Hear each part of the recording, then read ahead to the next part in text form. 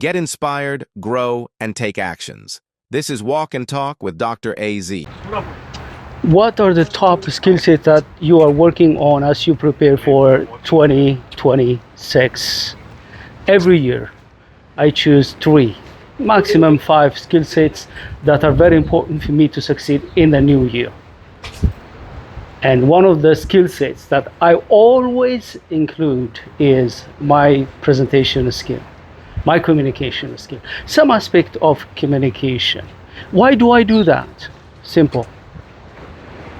To succeed in anything that I do, whether it's facilitating, coaching, or pitching, or selling my products and my services, I need great communication. Because I am communicating, in most cases, one-to-many. I'm in front of my camera or in front of an audience. And therefore, I want to work on, fine-tune some of my communication skills, my public speaking skills. Today, I'm going to talk about what are some of the reasons why people may not include public speaking in their list of top to-do things for the new year. Whenever I encourage people, hey, you need to read more about public speaking, or you need to take coaching, or why don't you arrange a webinar or workshop for your people to take their communication skill to the next level, sometimes I get pushbacks. And I'm going to share with you 3 or maybe 5 pushbacks that I commonly get. The first one is, hey, look, I'm not a motivational speaker. Why do I need to work on my presentation skill, my public speaking? Wrong. As far as you are speaking one-to-many, it could be facilitating a meeting, or it could be you're pitching your products or services. It could be you're facilitating, let's say, a webinar or a discussion, or you could be on the platform and you are part of the panel, which means it's part of public speaking. The second pushback that I get is, look, it has been working for me. I've been speaking for decades. Why do I need to work on my public speaking? Because I know how to speak. I'm not afraid of public speaking. When I have that kind of pushback, I always tell them that, yeah, you may be following the most known philosophy, which is if it is not broken, don't fix it. But when it comes to public speaking and presentation skills, believe me, there are always areas where you could fine-tune.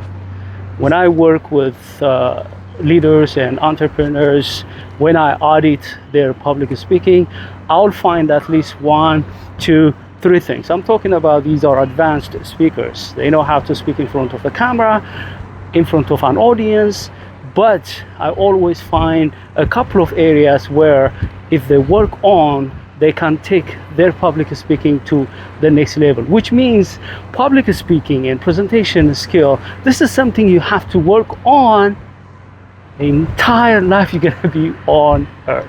You cannot say, hey, I'm done with my public speaking, I don't need to work on it, I'm done. When you say I'm done, which means you're stuck. Maybe you are stagnant. The third pushback that I get is, hey, this is an era of AI. Why do I need to read books or get coaching? I don't need that. I can just tell AI, hey, I have a presentation. These are the audience, and I need you to coach me. And definitely AI could coach you. But you have to understand one thing. At this stage, at least, AI cannot substitute a human coach. Because human coach, unlike AI, they've been speaking in front of a camera. They've been speaking in front of an audience. AI never did that. On top of that, when you are working with someone, human, somebody who has been doing that, what happens is that they have the ability to demonstrate for you. They could be able to give you feedback, which AI cannot do.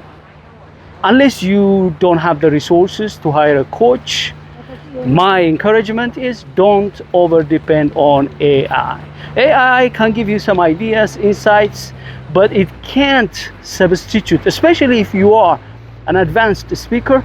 You need someone who could be able to demonstrate, show you how it's done, and also provide to you feedback, watching you and giving you feedback. Another pushback I get is a little bit personal. Why personal? Because some people, when they look at the way I speak, the way I use my gestures, then my tone of voice and my energy, they don't like that. They're not like me. And sometimes they push back. AZ, I know you're an ambitious guy, you are overconfident, you are always upbeat, and I'm not like that. And they push back. And I tell them, look, when I coach you, when I train you, I'm not trying to make you me, because you are unique. You have your own style, brand. I never tell people, be like me. Impossible. I think the only person who could say like that is maybe Jesus, maybe Paul, Apostle Paul. They could say, be like me. I will never say people be like me. Impossible. Because they have their own brands, their own vision, their own passion, their own purpose. They're unique. My job is to understand their goals, the style they have, the kind of audience they are speaking to, and then providing them feedback. If I have to suggest certain things, I always give them the room. Hey, this is what I suggest, but take it into account, think about it, and practice it. If it doesn't work for you, if it doesn't align with your brand, hey, dump it. No hard feeling. I don't take it personal. The other pushback I get is some people think that they have to speak naturally, the way they are. And if they have to take coaching, training to improve their public speaking, they think that they may become inauthentic and not credible. That's wrong.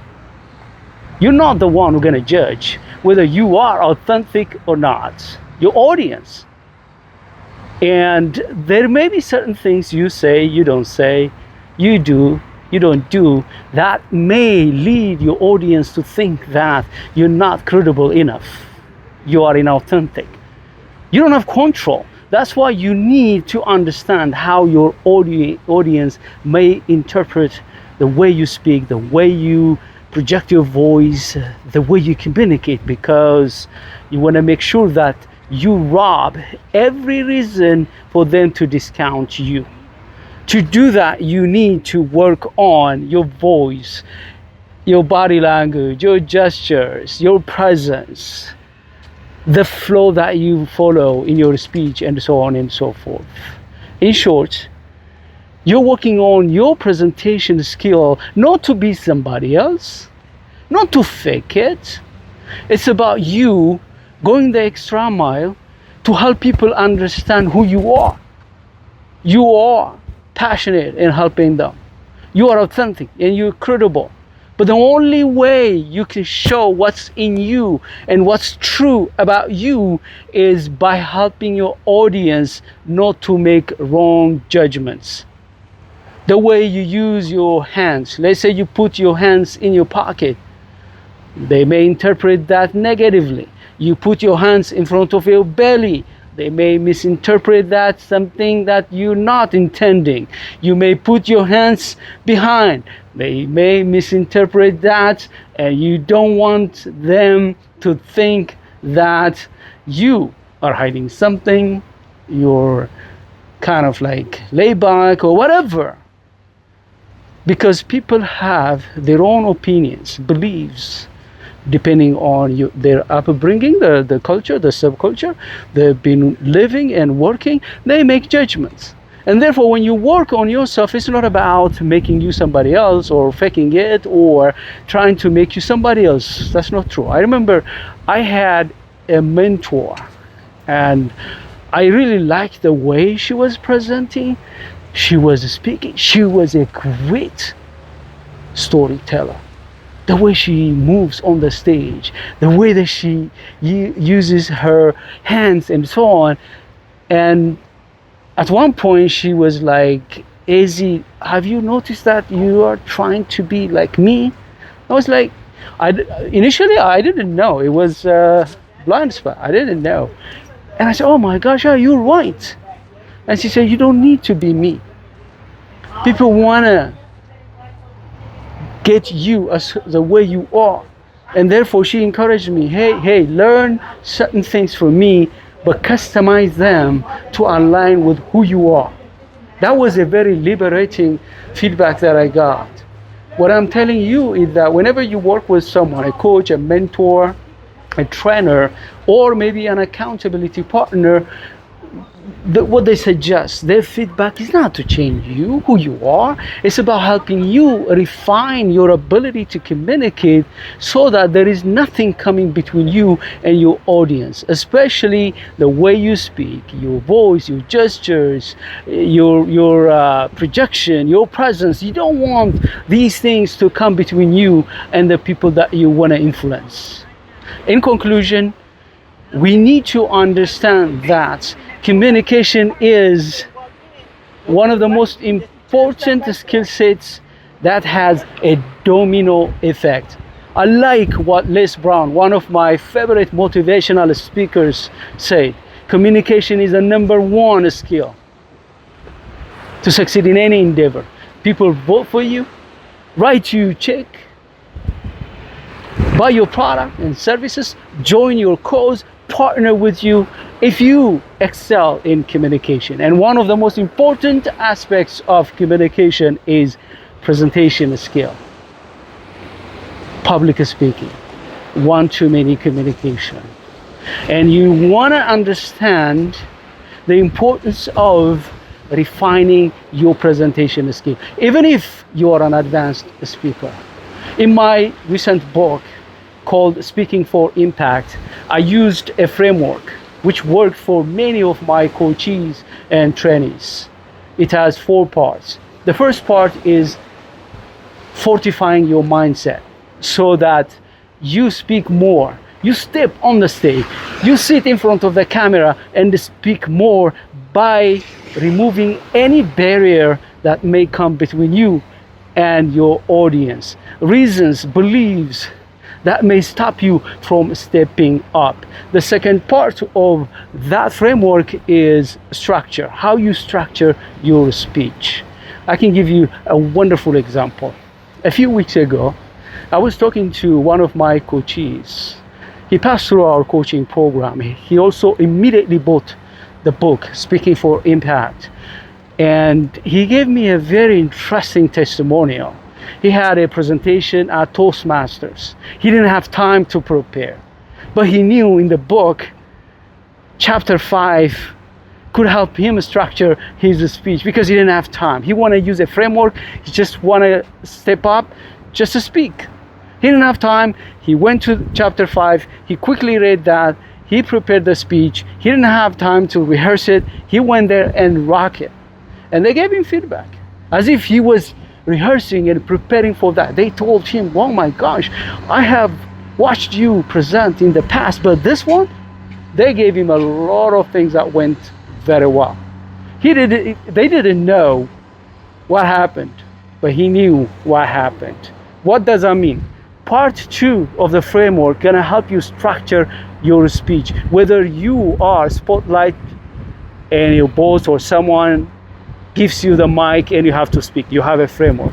Or maybe you are pitching, maybe you are speaking in front of an audience to inspire them and so on. You have a framework. The third part of that framework is about leveraging your body, leveraging your gestures, your voice, your energy, your presence, stories, and so on and so forth. And the last part is for advanced people. How to excel in all kinds of presentation settings and types. My encouragement for you is, using the framework, you could be able to immediately pick where you should invest your time. Should you invest on your mindset to overcome fear so that you speak again and again and most of the time and frequently? The second part, you want to structure. especially if you are a beginner, you need part 1 and part 2. But if you are an advanced or intermediary, you need the third and the fourth part of that framework. I'm gonna leave the link for you to go and see a sample of that book. You don't need to buy it. By reading the introduction, the first part, and chapter 1, you could be able to tell whether this is a book you want to invest. The good thing about this book is that it is in print form, in Kindle form, and also in audio form, which means if you're not like me, old school, you want to read a printed book, you could be able to listen while you are driving, while you are exercising in the gym, or while you are taking walk, whatever works for you. And of course, if you have the budget, if you want to dive deep, I encourage you to take our coaching program. And of course, you don't want to excel in public speaking and your team is not that great, because you want to duplicate in your team what you are improving in your public speaking. You need webinars or workshops, and if you are interested, reach out. We're going to design and deliver for you dynamic, hands-on, very practical webinars, 1-day or 2-day webinars or workshops. Please reach out. Thank you for watching. I look forward to see you with another walk and talk with Dr. AZ. Bye-bye. This is a beautiful view. As you can see, I am in clear water. Beautiful. As you can see, there are not a lot of people. It's gonna be jam-packed soon. All right, bye-bye. Have a wonderful day.